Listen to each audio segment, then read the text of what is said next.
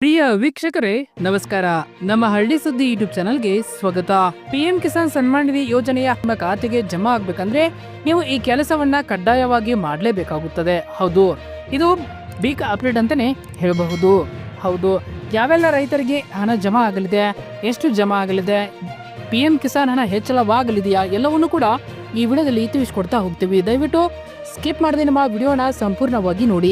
ಈಗಾಗಲೇ 19ನೇ ಕಂತಿನ ಹಣ ರೈತರಿಗೆ ತಲುಪಿದೆ. 19ನೇ ಕಂತಿನ ಹಣ ಫೆಬ್ರವರಿ 24, 2025ರಂದು 9.8 ಕೋಟಿಗೂ ಹೆಚ್ಚು ರೈತರಿಗೆ ತಲುಪಿದೆ. ಈ ಬಾರಿ ಒಟ್ಟು 22,000 ಕೋಟಿ ರೂಪಾಯಿ ಹಣವನ್ನ ಹಂಚಲಾಗಿದೆ. ಈಗ ರೈತರೆಲ್ಲರೂ 20ನೇ ಕಂತಿಗಾಗಿ ಕಾತುರದಿಂದ ಕಾಯುತ್ತಿದ್ದಾರೆ. ನಮ್ಮ ದೇಶದ ರೈತರಿಗೆ ಸಹಾಯ ಮಾಡಲು ಸರ್ಕಾರ ಪ್ರಧಾನಮಂತ್ರಿ ಕಿಸಾನ್ ಸನ್ಮಾನ್ ನಿಧಿ ಯೋಜನೆ ತಂದಿದೆ. ಈ ಯೋಜನೆಯಲ್ಲಿ ರೈತರಿಗೆ ವರ್ಷಕ್ಕೆ 6,000 ರೂಪಾಯಿಗಳ ಸಹಾಯಧನವನ್ನ ನೀಡುತ್ತಿದೆ. ಈ ಹಣವನ್ನ 2,000 ರೂಪಾಯಿಗಳಂತೆ 3 ಸಮಾನ ಕಂತುಗಳಲ್ಲಿ ರೈತರ ಖಾತೆಗೆ ನೇರವಾಗಿ ಜಮಾ ಮಾಡಲಾಗುತ್ತಿದೆ.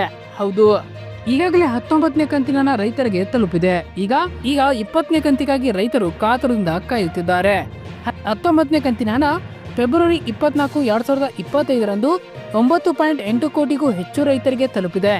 ಈ ಬಾರಿ ಒಟ್ಟು 22,000 ಕೋಟಿ ರೂಪಾಯಿ ಹಣವನ್ನು ಹಂಚಲಾಗಿದೆ ಎಂದು ಹೇಳಲಾಗ್ತಾ ಇದೆ. 20ನೇ ಕಂತಿನ ಹಣ ಮೇ ಅಥವಾ ಜೂನ್ ತಿಂಗಳಲ್ಲಿ ಬರಬಹುದು ಎಂದು ಹೇಳಲಾಗುತ್ತಿದೆ. ಆದರೆ ಹಣ ಪಡೆಯಲು ರೈತರು ತಮ್ಮ ಮೊಬೈಲ್ ಸಂಖ್ಯೆಯನ್ನ ನೋಂದಾಯಿಸಿಕೊಳ್ಳುವುದು ಕಡ್ಡಾಯವಾಗಿದೆ. ಹಾಗೆ ಇ-ಕೆವೈಸಿ ಮಾಡಿಕೊಳ್ಳುವುದು ಕೂಡ ಕಡ್ಡಾಯವಾಗಿದೆ. ಹೌದು, ಇ-ಕೆವೈಸಿ ಮಾಡಿಕೊಳ್ಳುವುದು ಹೇಗೆ? ನಿಮ್ಮ ಮೊಬೈಲ್ನಲ್ಲಿ ನೀವು ಇ-ಕೆವೈಸಿಯನ್ನ ಮಾಡಿಕೊಳ್ಳಬಹುದು. ಅದು ಹೇಗೆ ಅಂತೀರಾ? ಇಲ್ಲಿದೆ ಮಾಹಿತಿ. ಹಾಗಾದ್ರೆ ಮೊಬೈಲ್ನಲ್ಲಿ ಇ-ಕೆವೈಸಿ ಮಾಡುವುದು ಹೇಗೆ? ಇ-ಕೆವೈಸಿ ಮಾಡಲು ಯಾವ ದಾಖಲೆಗಳು ಬೇಕು, ಎಲ್ಲಿ ಇ-ಕೆವೈಸಿ ಮಾಡಬೇಕು, ಇ-ಕೆವೈಸಿ ಹಿಂದೆ ಮಾಡಿದ್ದರೆ ಅದನ್ನ ಹೇಗೆ ಚೆಕ್ ಮಾಡಬೇಕು ಎಂಬುವ ಸಂಪೂರ್ಣವಾದ ಮಾಹಿತಿ ಇಲ್ಲಿದೆ. ಪಿಎಂ ಕಿಸಾನ್ ಯೋಜನೆಯ ಮುಂದಿನ ಕಂತು ನಿಮಗೆ ಮೇ ತಿಂಗಳ ಅಂತ್ಯದಲ್ಲಿ ಅಥವಾ ಜೂನ್ ತಿಂಗಳ ಮೊದಲ ವಾರದಲ್ಲಿ ಜಮಾ ಆಗುವ ಸಾಧ್ಯತೆ ಇದೆ. ಹೌದು, ಕಳೆದ ಕಂತು ಫೆಬ್ರವರಿ ತಿಂಗಳಲ್ಲಿ ರೈತರ ಖಾತೆ ಜಮಾ ಆಗಿತ್ತು. ಹಾಗಾಗಿ ಪ್ರತಿ 4 ತಿಂಗಳಿಗೊಮ್ಮೆ ಜಮಾ ಆಗುವ ಪಿಎಂ ಕಿಸಾನ್ ಯೋಜನೆ ಮುಂದಿನ ಕಂತು ಮೇ ತಿಂಗಳ ಅಂತ್ಯದಲ್ಲಿ ಅಥವಾ ಜೂನ್ ತಿಂಗಳ ಮೊದಲ ವಾರದಲ್ಲಿ ರೈತರ ಖಾತೆಗೆ ಜಮಾ ಆಗಲಿದೆ. ಹೌದು, ನಿಮ್ಮ ಮೊಬೈಲಲ್ಲಿ ಇ-ಕೆವೈಸಿ ಮಾಡುವುದು ಹೇಗೆ? ಇಲ್ಲಿ ತಿಳಿದುಕೊಳ್ಳಿ. ಪಿಎಂ ಕಿಸಾನ್ ಯೋಜನೆಯ ಪೋರ್ಟಲ್ನಲ್ಲಿ ಆಧಾರ್ ಆಧಾರಿತ OTP ದೃಢೀಕರಣಕ್ಕಾಗಿ ಕಿಸಾನ್ ಕಾರ್ನಲ್ಲಿರುವ ಇ-ಕೆವೈಸಿ ಆಯ್ಕೆ ಮೇಲೆ ಕ್ಲಿಕ್ ಮಾಡಬೇಕು. ಹೌದು, ಅದರ ಲಿಂಕು ನಮ್ಮ ಡಿಸ್ಕ್ರಿಪ್ಷನ್ ಬಾಕ್ಸ್ ಅಲ್ಲಿ ಕೊಟ್ಟಿರ್ತೇವೆ.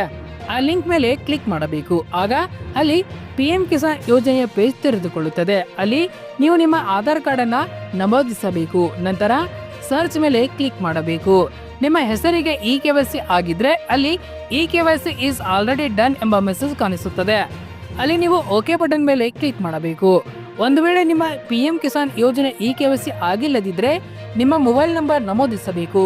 ನಂತರ ನಿಮ್ಮ ಮೊಬೈಲ್ಗೆ OTP ಬರುತ್ತದೆ. OTP ನಮೂದಿಸಿದ ನಂತರ ನಿಮ್ಮ ಆಧಾರ್ ಕಾರ್ಡ್ ನಮೂದಿಸಿ ನೀವು ನಿಮ್ಮ ಮೊಬೈಲ್ನಲ್ಲಿ ಇ-ಕೆವೈಸಿ ಪ್ರಕ್ರಿಯೆಯನ್ನ ಪೂರ್ಣಗೊಳಿಸಬಹುದು.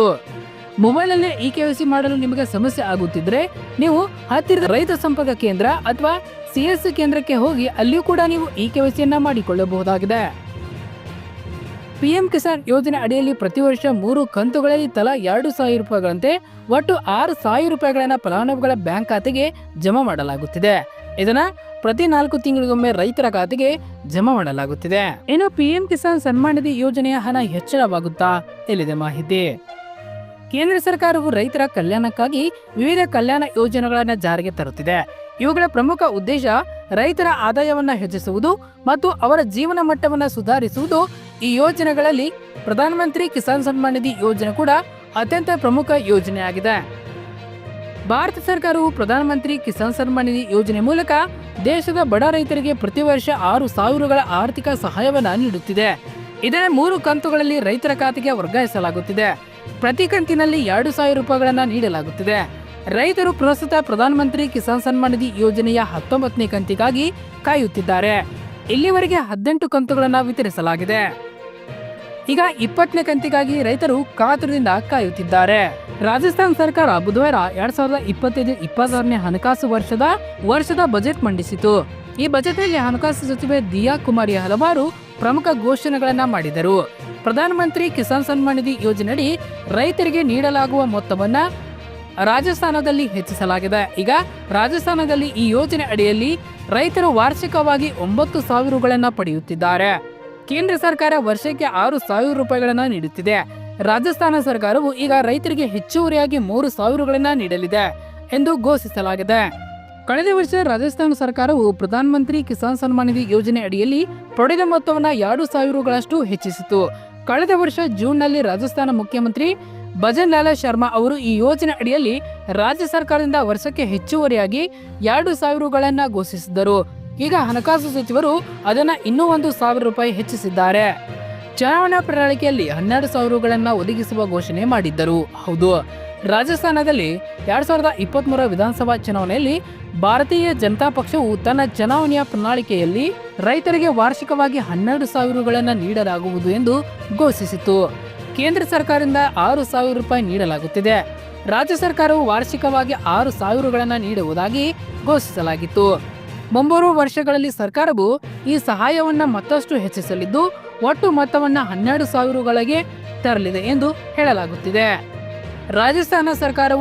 ರಾಜಸ್ಥಾನದ ಸರ್ಕಾರವನ್ನ ಅನುಸರಿಸಿ ಇತರ ರಾಜ್ಯ ಸರ್ಕಾರಗಳು ಸಹ ರೈತರಿಗೆ ಅಂತ ಉಡುಗೊರೆಯನ್ನ ನೀಡುತ್ತಿದೆ ಎಂಬ ಪ್ರಶ್ನೆ ಮತ್ತು ನಿರೀಕ್ಷೆ ಈಗ ರೈತರಲ್ಲಿ ಮೂಡಿದೆ. ಕೇಂದ್ರ ಸರ್ಕಾರ ಪ್ರಧಾನಮಂತ್ರಿ ಕಿಸಾನ್ ಸನ್ಮಾನ್ ನಿಧಿ ಯೋಜನೆಯಡಿ ರಾಜ್ಯ ಸರ್ಕಾರಗಳು ತಮ್ಮ ಪಾಲಿನ ಜೊತೆಗೆ ಒಂದು ಮೊತ್ತವನ್ನ ಕೊಡುಗೆ ನೀಡಿದರೆ ಅದು ರೈತರಿಗೆ ದೊಡ್ಡ ಪರಿಣಾಮವಾಗುತ್ತದೆ.